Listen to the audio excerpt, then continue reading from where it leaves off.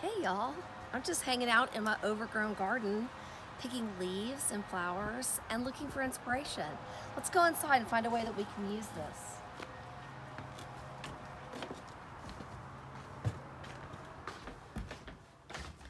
Okay, you guys know I'm crazy for plant stuff and I'm always picking leaves when we're at school. So I basically do the same thing when I'm at home. I'm constantly looking around my environment, what's around me, my garden, and looking for things to inspire me. So I've got a pile of leaves. I'm going to show you some things we can do with it. Well, one of the easiest things you can do with your pile of leaves that you might find, or it could be a collection of rocks or sticks or whatever you might find outside. First you can just kind of arrange them, look at the different shapes, the different textures that you might have here. But you can also just get a simple sheet of paper and start to design on that paper with the objects that you have. Just really slowly. It's not about like, oh, it's got to be a perfect thing or whatever. But you could start to maybe make a composition that you like or that you're inspired by or that feels maybe like Easter or like spring or whatever. But just take your time, just start adding things. Don't worry about it or how it looks. And here's the great thing about it. When you're doing a composition like this, we're not even talking about gluing it down. How do you document it? All you have to do is once you've got it to where you think you might like it, use your camera, take a picture of it, and then you can start all over again. No big deal. You've got it documented. No glue needed. That's just taking a picture and then you can begin a new composition right away, exactly using the exact same objects and really trying to think about the shape and the form and how you might want to transform that or change it or add to it. What do you want to do with these shapes? You could add to whatever composition you're working on. It doesn't need to be perfect because you're just figuring it out.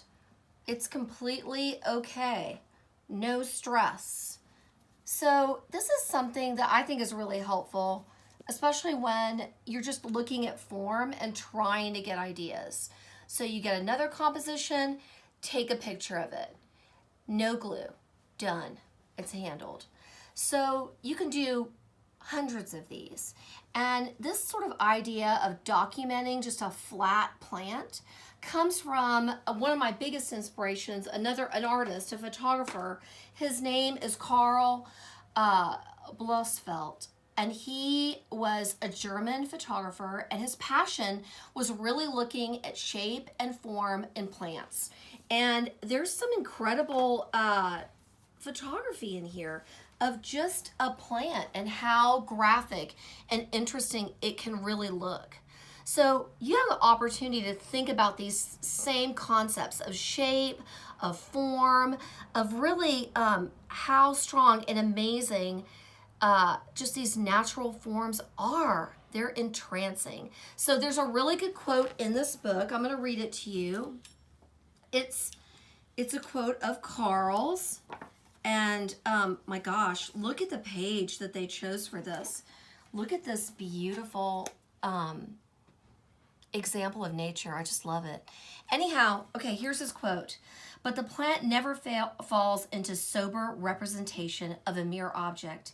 It forms and grows according to logic and function, and with primeval power forces everything to the most sublime artistic form.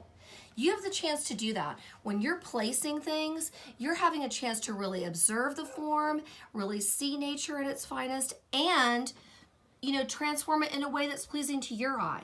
So give yourself the option to do that and the freedom to do that and be playful about it. Be inspired by this guy because he's the bomb. So anyhow, the other thing that you can do with some of these plants that you might have collected is, remember we made these little tiny sketchbooks. Well, you can use a sketchbook to document a plant as well. There's a couple ways you can do it. I'm going to show you on this one. You could lay your plant down just like this. Take another piece of paper like this one. Just lay it right on top, and you're gonna have to get a hammer. You'll have to talk to your parents or a mallet or whatever. But maybe the older students, this is good. If you're younger, have your parents help you with it. And you're gonna just hammer this. Hammer it like you mean it. Just hammer it down onto this paper. It's pretty intense. Yeah, hammer it like you mean it. This is really good for anxiety.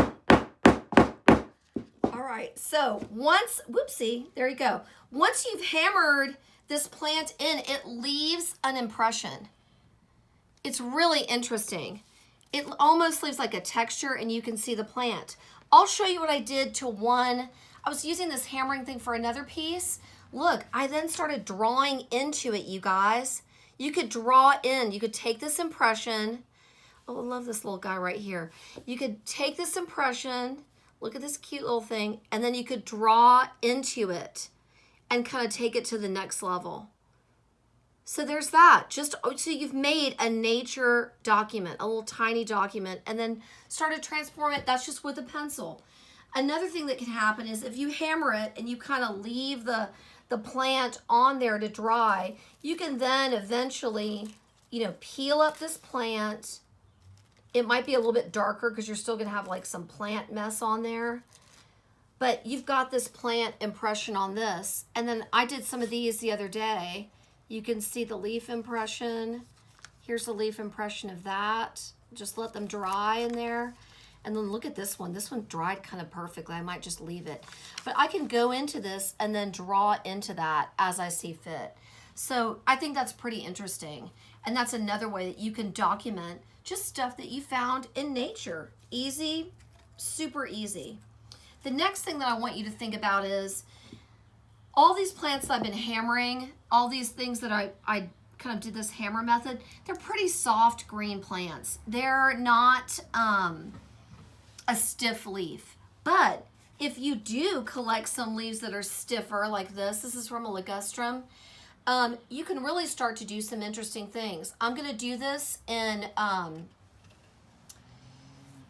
Sharpie so you can see it. But you can start with a paper, lay your leaf down, and then trace it, and then lay your leaf down again.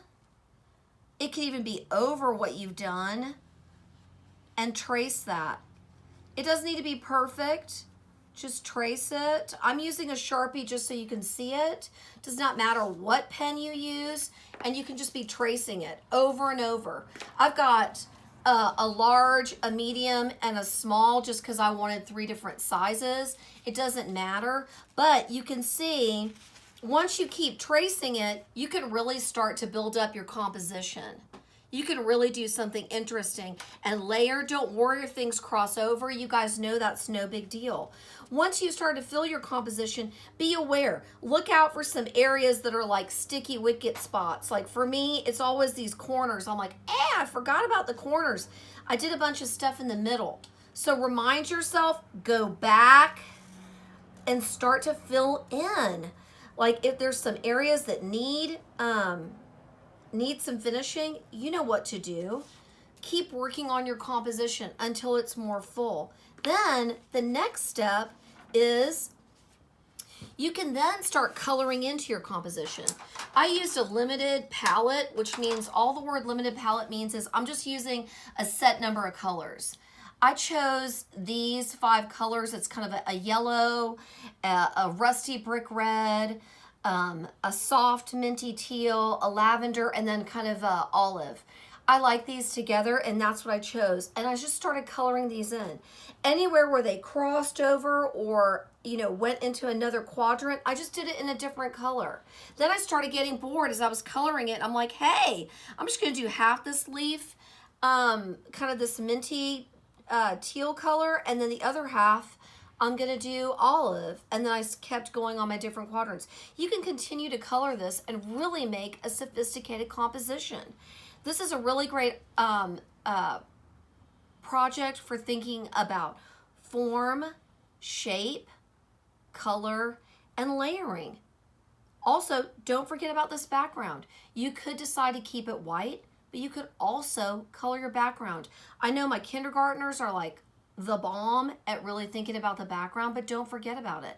And maybe that's a chance for you to be like, once you're sick of coloring these 5 colors, or your 6 or your 8 colors, or whatever you decided for your limited palette, you could then choose a totally different color for your background. Or you might decide that you really like how the white looks nice and clean.